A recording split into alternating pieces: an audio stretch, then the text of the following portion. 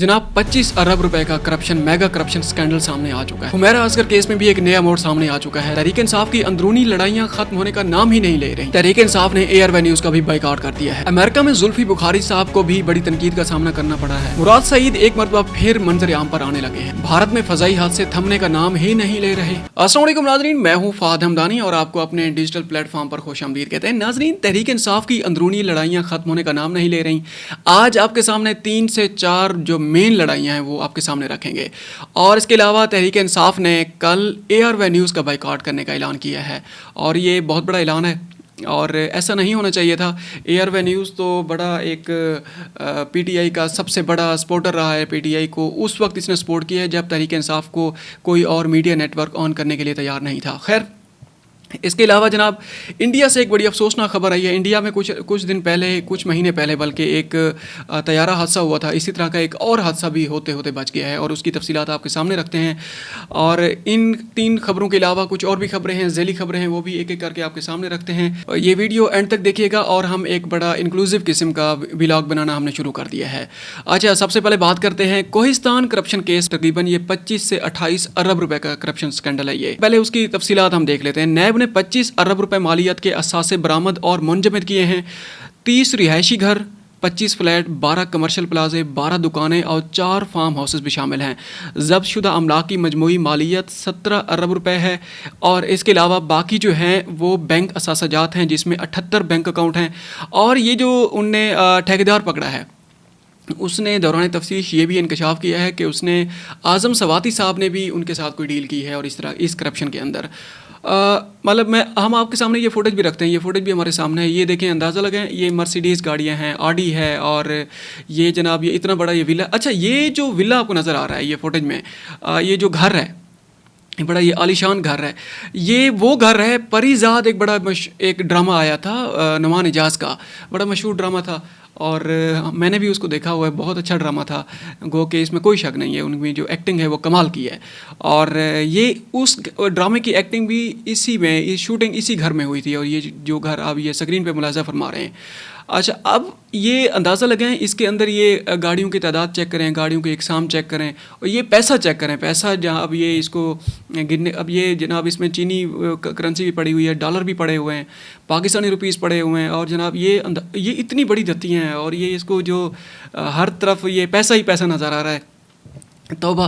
अच्छा, इन लोगों ने पैसे को या मुल्क को इस तरीके से लूटा है या पैसा इस तरीके से संभालना और दौलत इकट्ठा करने के चक्रों में है कि जिस तरीके से मरना ही ना हो इन्होंने। अच्छा, आगे बढ़ते हैं। हुमैरा असगर केस में बड़ी अहम पेशरफ सामने आ रही हैं और अदाकारा के वालिद साहब जो है ना वो सामने आ चुके हैं। उनका एक बड़ा लंबा उनका बयान आया है। उन्होंने कहा है कि बेटी से कता ताल्लुकी की खबरों को मुस्तरद करता हूँ। कहा, हुमैरा घर में सबसे छोटी और मेरी लाडली बेटी थी।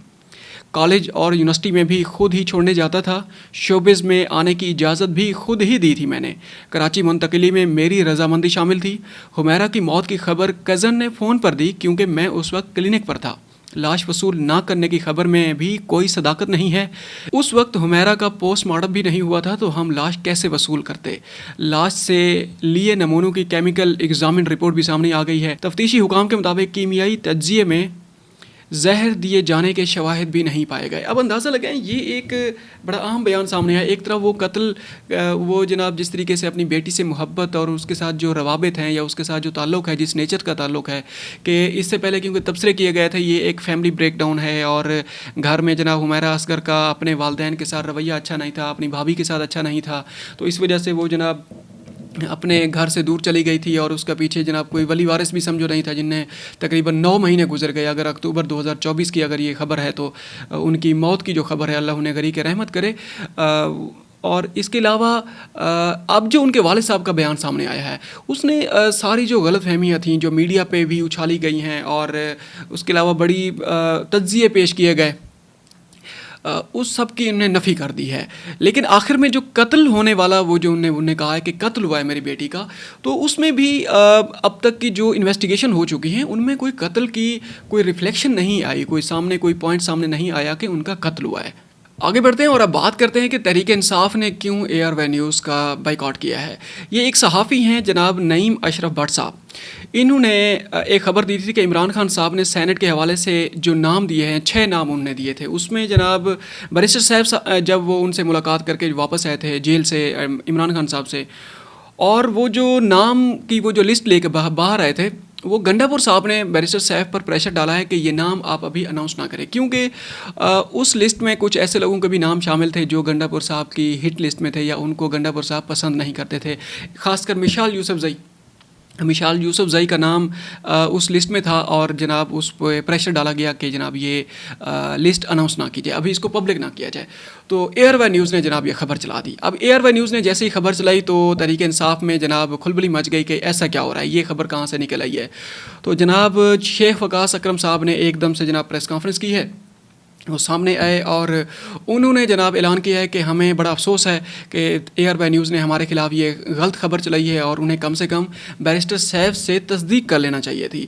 اچھا, پھر اس کے بعد جناب یہ نعیم اشرف بٹ صاحب کا بھی دوبارہ انہوں نے بیان دیا. انہوں نے کہا کہ یہ بڑی مصدقہ اطلاعات ہیں, آپ بالکل بے فکر ہو جائیں, ہم نے کوئی جھوٹی خبر نہیں دی تحریک انصاف کے خلاف. خیر, شیخ وقاص اکرم صاحب نے جناب دبنگ انٹری ماری اس میں پریس کانفرنس میں. انہوں نے کہا کہ ہم ایک دن کے لیے جناب ARY نیوز کا بائیکاٹ کر رہے ہیں. اب یہ ایک دن کے لیے, مطلب اس سے بڑا مذاق کیا ہو سکتا ہے. یہ شیخ وقاص اکرم صاحب بڑے ایک زیرک سیاستدان ہیں, ان کو یہ بات زیب نہیں دیتی. اچھا, آگے بڑھتے ہیں. اسی خبر کی کچھ اور تفصیلات ہیں. ایک عبد القادر ہیں جناب, یہ جرنلسٹ ہیں, یہ پہلے تحریک انصاف کے ساتھ وابستہ رہے ہیں. انہوں نے ایک جناب ٹویٹ کیا ہے, ایکس پر ایک پوسٹ میں لکھا ہے کہ PTI کی جانب سے ARY نیوز کے بائیکاٹ کا فیصلہ خود پارٹی کی سینئر قیادت کے لیے بھی بڑا حیران کن ہے.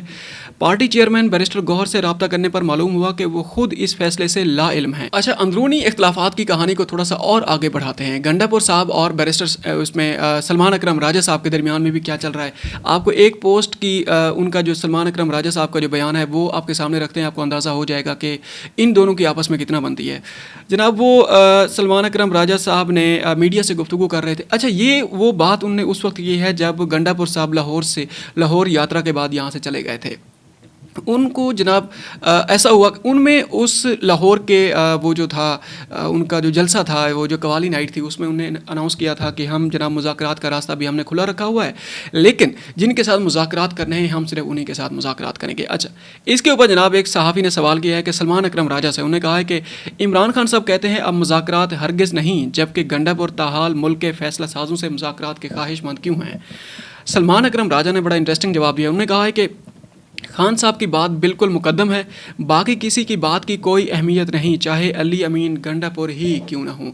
مطلب انڈائریکٹلی انہوں نے کہہ دیا ہے کہ گنڈا پور صاحب کی بات میں کوئی دم نہیں ہے, خان صاحب نے جو کہا ہے وہی بات ہی اہم ہے. اچھا, اب جناب سینٹ کے الیکشن کے بعد جو تحریک انصاف کی لڑائیاں سامنے آئی ہیں اس کو ایک ایک کر کے آپ کے سامنے رکھتے ہیں. رہنما PTI عرفان سلیم نے کہا ہے کہ خیبر پختونخوا اسمبلی کو اسٹیبلشمنٹ کا گٹھ جوڑ بننے نہیں دیں گے. خیبر پختونخوا اسمبلی میں PTI کے ارکان عمران خان کے نام پر ووٹ لے کر آئے تھے. انہوں نے مزید کہا کہ پارٹی قیادت کا حکم سر آنکھوں پر, لیکن اسٹیبلشمنٹ کے گٹھ جوڑ کو کامیاب ہونے نہیں دیں گے. ہم آئندہ کا لاہ عمل کے لیے مشاورت کر رہے ہیں. اگر یہ اپنے کاغذات نامزدگی واپس نہیں لیتے تو یہ جو حکومت اور اپوزیشن کا جو معاہدہ ہوا ہے سینٹ کی سیٹس کے حوالے سے, سیٹ جو ایڈجسٹمنٹ ہوئی ہے, یہ معاملہ بھی پھر کھٹائی میں پڑ جائے گا. اب دوبارہ ایک مرتبہ پھر اس کو تحریک انصاف کے اندر صاف زیر ایک نئی لڑائی شروع ہو گئی ہے کہ جناب کاغذات کی نامزدگی جو ہے نا واپس لیے جائیں. اچھا, یہ ملک کے اندر کی لڑائی ہے تحریک انصاف کی. آپ ذرا ملک کے باہر ذرا چلتے ہیں جناب. اس میں زلفی بخاری صاحب امریکہ میں بڑے پیش نظر آ رہے ہیں تحریک انصاف کا مقدمہ لڑنے میں سیاسی طور پہ. انہوں نے جناب ایک جگہ پہ کانگریس کے سامنے ایک وہ کرنا تھا, ایڈریس کرنا تھا کانگریس کے کچھ اراکین کو.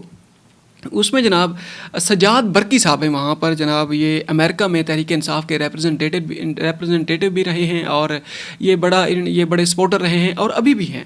انہوں نے وہ کیا ہے زلفی بخاری کا راستہ روکنے کی کوشش کی. راستہ روکنے کی کوشش یہ کی ہے کہ جناب اس میٹنگ میں جو ارکان کانگریس کے ساتھ, کانگریس اراکین کے ساتھ جو ان کی میٹنگ ہے, زلفی بخاری صاحب نہ آئیں, عمران خان صاحب کے بیٹے آئیں وہاں پر, سلیمان اور قاسم.